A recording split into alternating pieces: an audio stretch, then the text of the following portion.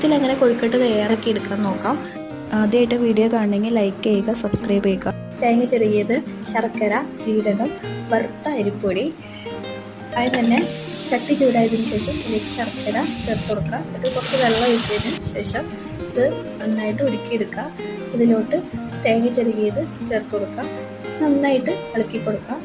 അതിലോട്ട് ജീരകം ചേർത്ത് കൊടുക്കുക. നന്നായി ഇളക്കി മാറ്റി വയ്ക്കുക.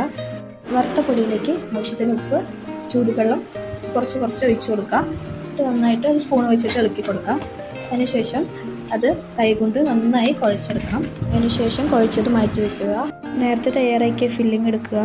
ഇനി കുഴച്ച് വെച്ചേക്കുന്നതിൽ നിന്ന് മാവ് ബൗൾ ഷേപ്പിലാക്കിയെടുത്ത് അതിലേക്ക് ഫില്ലിംഗ് നിറയ്ക്കുക. അതിനുശേഷം ഓരോ ഉണ്ടകളാക്കി എടുക്കുക.